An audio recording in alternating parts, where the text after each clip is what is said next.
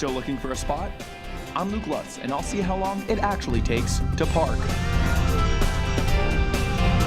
Move along or speak up. I'm Stephanie Poole, and the only thing feeling rejected for Bulldog Bash are the black students. Please unlock me to ride me, or I'll call the police. Well, there's a new bike share program on campus, and students are having mixed opinions about it. We'll have more. You can close your door, lock it up, and seal it tight. The local residents and students are still going to have to figure out better ways to protect themselves.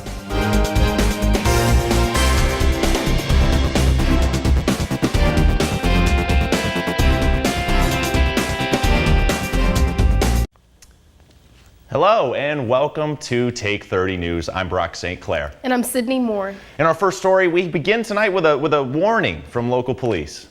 You want to be sure to secure your stuff. That's because police tell me burglaries are on the rise.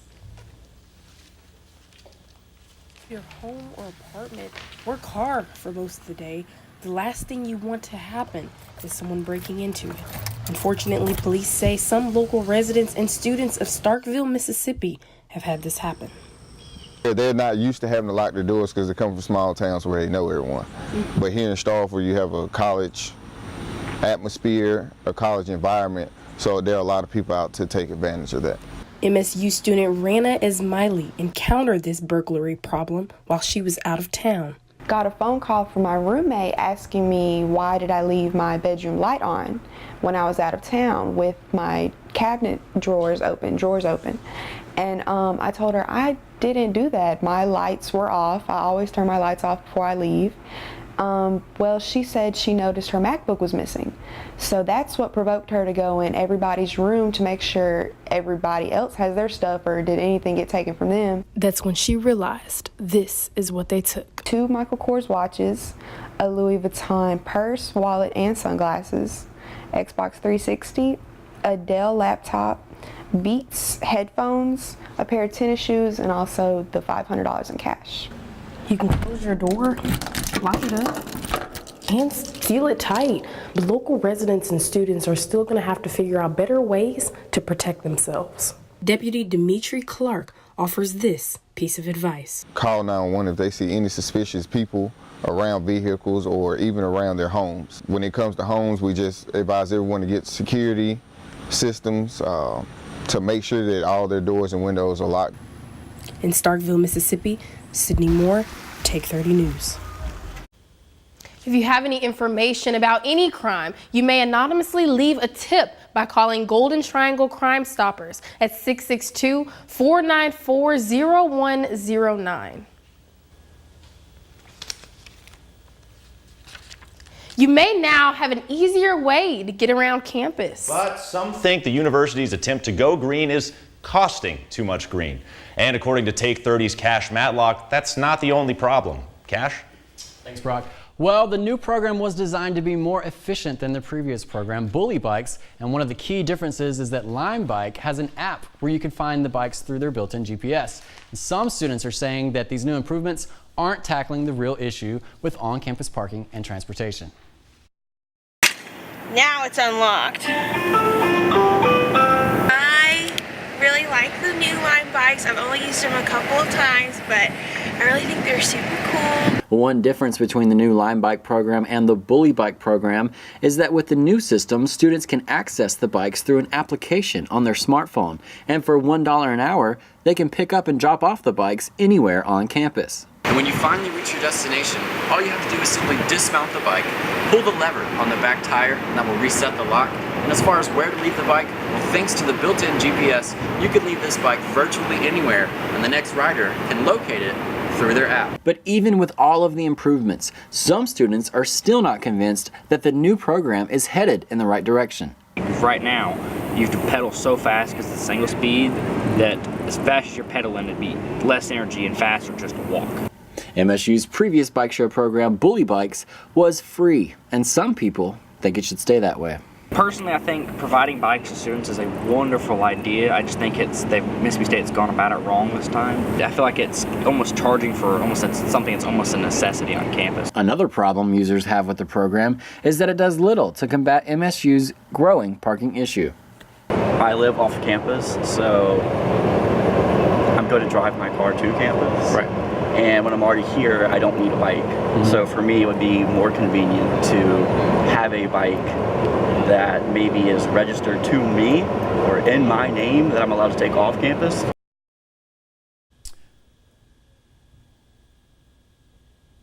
Well, despite these growing concerns with the new program, officials with MSU Parking and Transit say the Lime bikes should improve campus economically and environmentally. Brock? Thanks, Cash.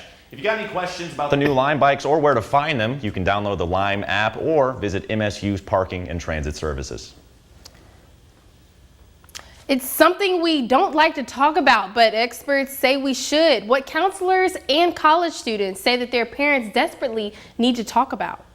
A baby's arrival can be one of the most exciting times in a family's life. It can also be one of the most anxious, especially if the child's development is hindered by medical challenges that create more questions than answers. At Mississippi State University, we're groundbreakers in the study of CHARGE syndrome, a genetic condition that leads to a host of life-threatening birth defects.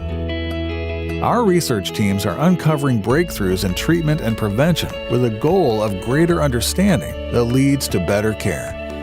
We're also providing crucial support resources for parents and helping physicians around the globe gain awareness so symptoms can be detected and addressed earlier.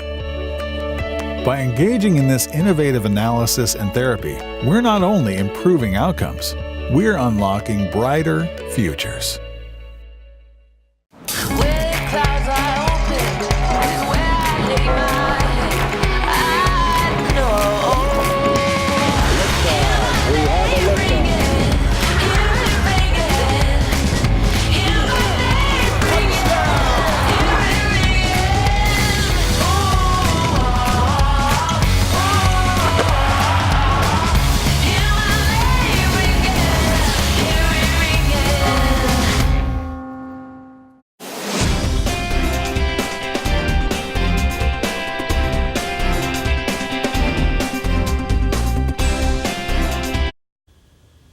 Band Backlash. It's an event intended to bring people together, but some students fear that it may have an opposite effect. Take 30's Stephanie Poole joins us now. Stephanie, what are students concerned about? Yes, students took to Twitter and unleashed their anger. They said that they don't feel respected and that only the white students have their music genre picked year after year. Students feel like their voice isn't being heard. Some black students want Bulldog Bash to be an event that makes them feel welcomed. I think that Bulldog Bash should have different types of people who comes to display their music. I mean, last Bulldog Bash was all right. I'm gonna just say it was just okay. The reason is like we had like certain artists that everyone can't just sit down and listen to. But I think it should be more cultural so everyone can be comfortable and have a good vibe. Even though some students don't approve of the band that was selected, student Anna McGuire said that she is more than ready for Bulldog Bash weekend. It's a little unexpected this year with the All-American Rejects coming to Bulldog Bash, but I'm hoping there will be a lot of good feedback just because it is a different type of music genre than in the past. And so I'm hoping that the event will be super successful like it's been every year and that there will be a lot of positive feedback concerning All-American Rejects. When I asked the director of Bulldog Bash, David Cuevas, for an interview, he declined and said he sent this statement in an email saying that when he accepted the position as director, he knew that not every student would be happy with the selection. However, while many students aren't pleased with the selection, he does know that there will be plenty of students who will think that this is the best weekend ever. The Bulldog Bash committee is expecting over 40,000 students for this year's event. September 9th through the 15th is Suicide Prevention. Will be September 28th.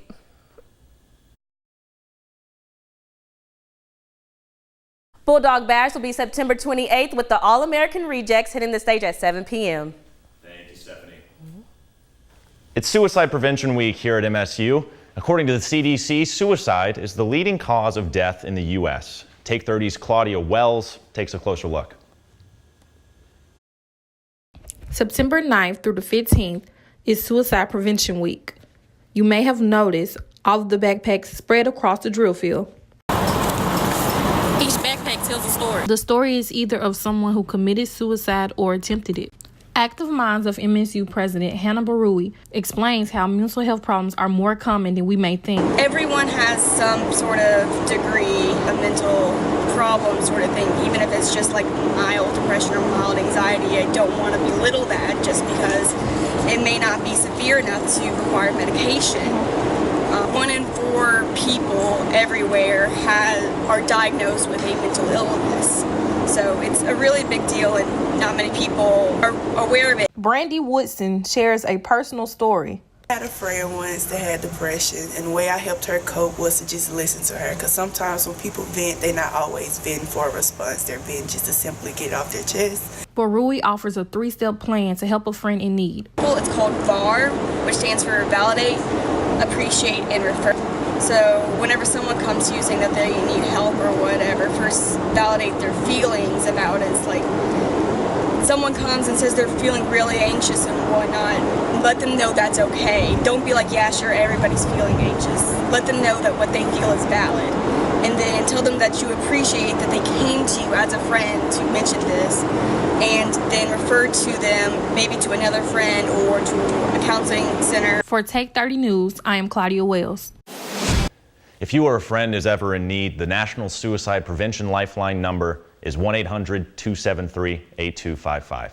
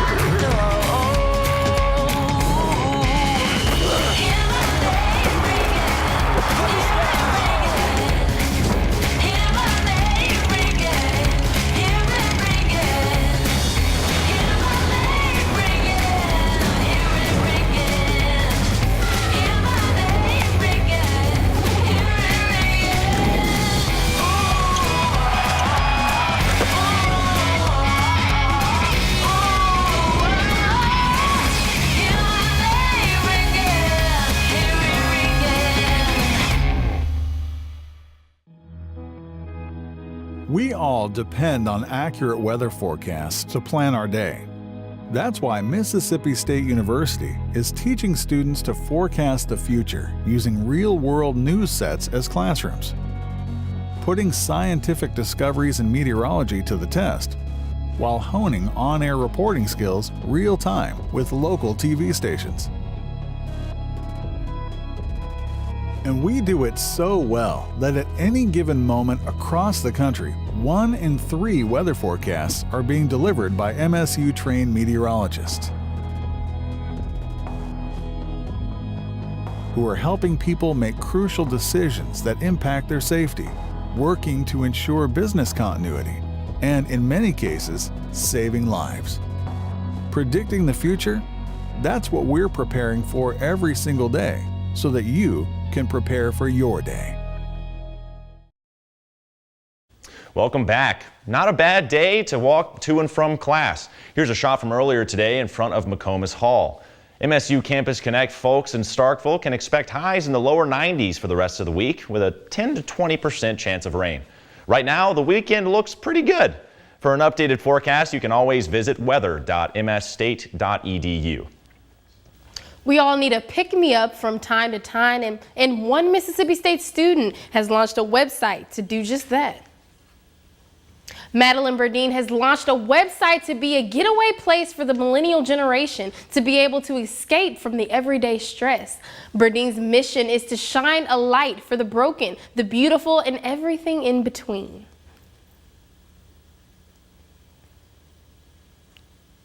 The main inspiration behind this platform is to create a space of positivity that really counteracts all of the negative that is around us. So much sadness, I feel like, especially, we're at a time in our lives that is so hard and so just every day seems like it beats you up every single day. I really hope that this platform can just be a space to just try to chill out and remember, that life is supposed to be beautiful. And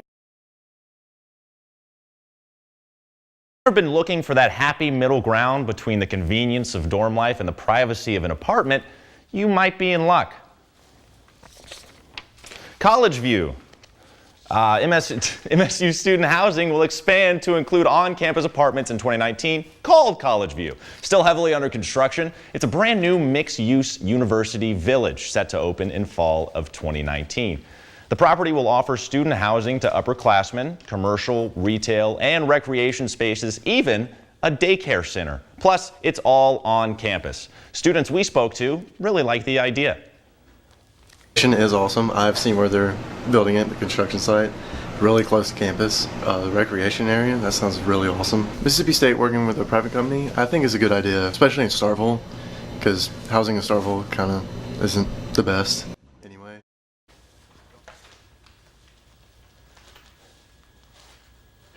Ovarian cancer in 2015, but she did not let any. College View already has applications available for on-campus living starting at $539 per month. Take 30 Sports is up next.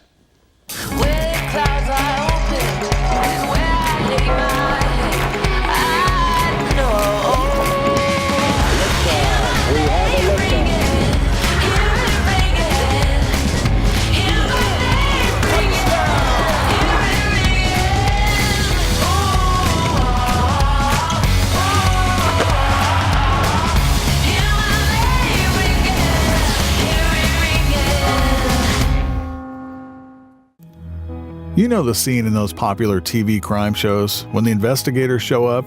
The one where they scratch their heads while trying to figure out who committed the homicide and when? At Mississippi State University, we're solving mysteries behind real-life crime scenes with forensic research that's a first of its kind. Teaming with microbiologists from around the country, we're examining microscopic bacteria that can help solve real murders. So far, our partnership with a major metropolitan medical examiner is yielding results with more than 200 real-life crime samples analyzed. We're learning how microbiomes change and relocate, uncovering evidence in criminal investigations by better pinpointing time of death. Way more exciting than being a TV detective. We're finding crucial answers when they're needed most. Solving mysteries with science, that's worth watching.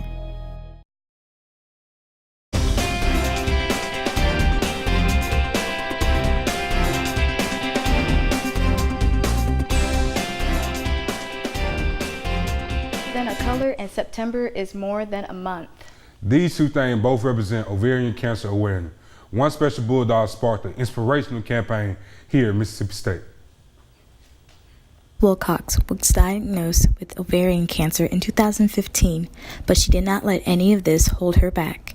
She continued to play softball throughout her treatments, and in 2016, she signed with Mississippi State.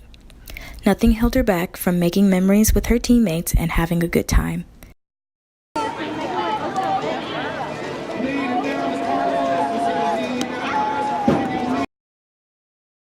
Wilcox's teammates supported her throughout the 2018 season. They started wearing teal uniforms during midweek contests. Her campaign, No One Fights Alone, spreads awareness for ovarian cancer all across the Southeastern Conference.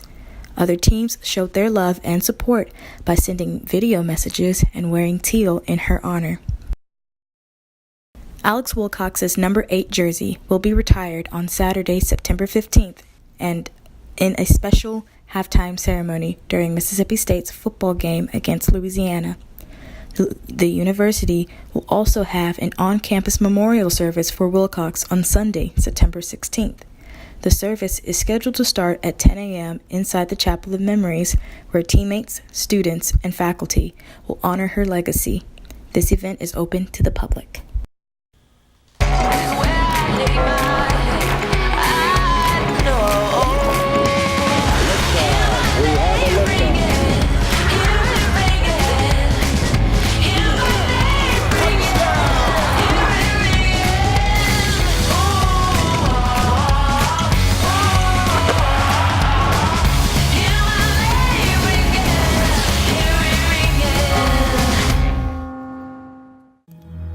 You know the scene in those popular TV crime shows when the investigators show up? The one where they scratch their heads while trying to figure out who committed the homicide and when? At Mississippi State University, we're solving mysteries behind real-life crime scenes with forensic research that's a first of its kind. Teaming with microbiologists from around the country, we're examining microscopic bacteria that can help solve real murders. So far, our partnership with a major metropolitan medical examiner is yielding results with more than 200 real-life crime samples analyzed.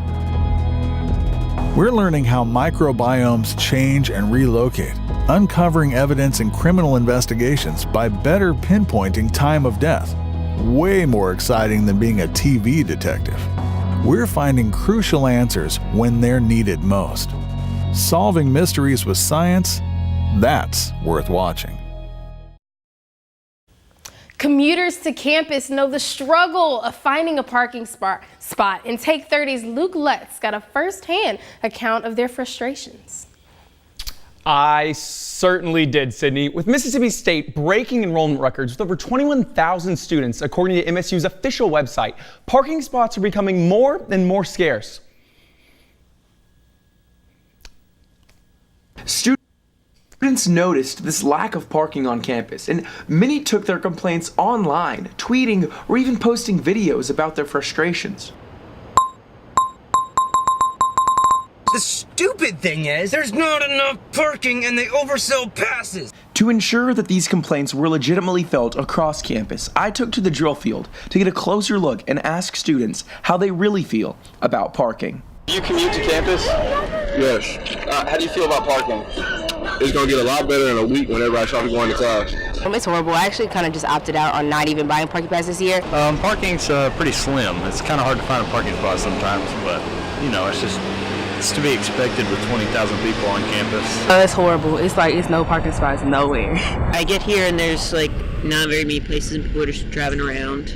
I leave my house at 7:15 and I get a parking spot like 7:45. The parking here is ridiculous, and I think that they need to do something about it because like students are coming here, even if you get here about 8 o'clock, you cannot find a park. And they are putting more buildings in, and I love them beautifying the campus, but we need parks, and please help us with parking. Thank you so much. It's just struggle to park, for sure. Almost everyone had some complaint about parking. Almost everyone. I commute. I'm in East parking lot. And how is that? Like, what's that experience like? It's fine. I've been finding parking spots pretty easy. It's not that bad. Really? Okay.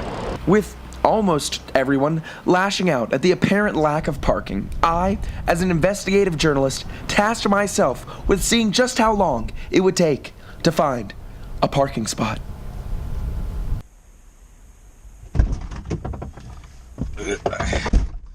Good morning. It is 9:25. I live probably 5 minutes off of campus, so hopefully I get a parking spot. For my 10 o'clock class in the next 30 minutes. So let's see if those complaints that people had were legitimate. Okay, so update. Yes, we are now officially on campus. It is 9:29. And I don't know, things are going pretty smoothly. We are about to now enter the West Commuter Zone. And again, parking, there's little to no traffic right now. But I'm seeing a lot of cars driving in circles. Oh, no, it's a Prius. It's a little Prius. I got a dog cage in the back of your truck. They're wild for that.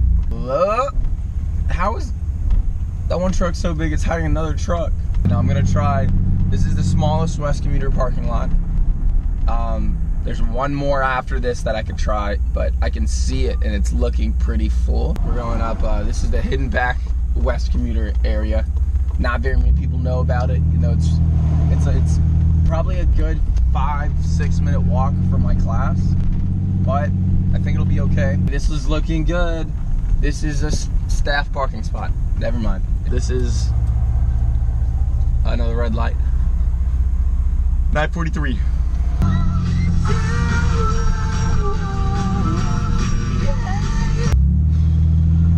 9:47. Goodness, the problems with parking. Oh, it's horrible. Horrible out there. Well, thank you all so much for watching. I'm Sydney Moore. And I'm Brock St. Clair. We'll see you next week.